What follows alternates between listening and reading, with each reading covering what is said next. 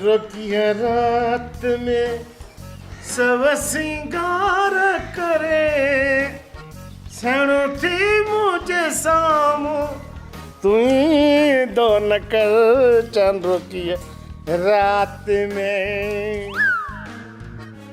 हाणे तू ही ॿुधाए यार बाबा त हिन पोड़े जो छा कयूं? मां त चवांव थी त ज़हर जो ज़रो हथ करे ॾियो, पोड़े खे चांहि में मिलाए पीआरे छॾियो। इहो ज़हर जो ज़रो न मोयो उठ खे छा कंदो? पूरी बोतल वात में दसे विझूंसि था त जीअं अस्पताल ताईं बि न पहुचे। भरियो मायूं भरियो मुझे छोरे जा तहां कन, पर मां भी तहां के बुधाए तो छड्यां शादी मां हर हाल में कंदुस शादी। हिकु दफ़ो रुगो मुझी शादी थी वई, न मां तहां जो मुंह ॾिसंदुसि न तहां जो मां इहो ट्रीको ई ॿुधंदुसि। ओ अब्बा हे ट्रीको कोन थियूं कनि, सच थियूं चवनि। इहा त असांखे शाबाश आहे जो तोखे बर्दाश्त था कयूं। जेकॾहिं न कंहिं ॿिए जो पीउ हुजे हा त घणा ॾींहं अॻु में तोखे घोटो ॾेई पूरो करे छॾिना।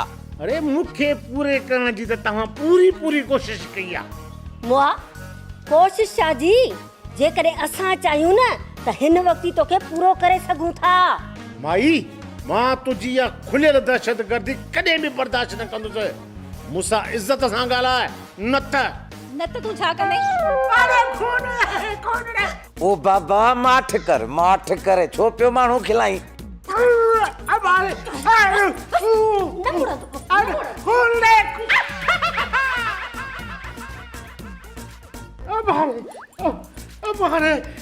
हमारे अरे बाबा रोक रे अरे मुझे तो पासे नहीं बजी चढ़ियो तो विझोस रिली मुंह ते बंद कयो सबूत पोइ सुधरंदो हे। अरे छोरा मां इनके बच करे मूंखे मारायो अथई, सो बि पीउ खे मां तोखे कॾहिं बि न बख़्शींदुसि। ओ अब्बा तुंहिंजो इलाज इहो ई आहे, हूअं तूं कोन सुधरंदे। हाणे तूं छुटे यार बाबा, मोए सां इहो ई कमु कबो। अॼु त मोए पोड़े जे मथां रिली रखी मोए जो वात बंदि कयो आहे। जे अञा बि न सुधरियो न त लठिन जो साटो ॾींदासीं से। कुझु रहम कयो, पीउ असांजो ईअं न कयो। बाबे ॾाढो बदनाम कयो आहे। मां तो चवां त हिनखे चांहि में निंड वारियूं गोरियूं प्यारे हली गिद्दू बदर दाख़िल कयूंसि। इहा त ॾाढी सुठी सलाह यार बाबा, पोड़े मां असुल जान ई छुटी पवंदी। जेकर बाबे खे असां वापसि वठी बि आयासीं त गिद्दूअ जा डॉक्टर बाबे खे अहिड़ो त सबक़ु सेखारे छॾींदा जो ॿीहर हुनखे कुझु यादि ई कोन पवंदो। इहो ॿुधाए त हाणे इहो कमु करिणो कीअं आहे? अचे ही वठ गोरियूं, बाबो अचई त हुनखे चांहि में मिलाए प्यारे छॾिजांइ। मूंखे पंहिंजो दुश्मन सम्झंदो आहे, मुंहिंजे हथ जी चांहि कोन पीअंदो।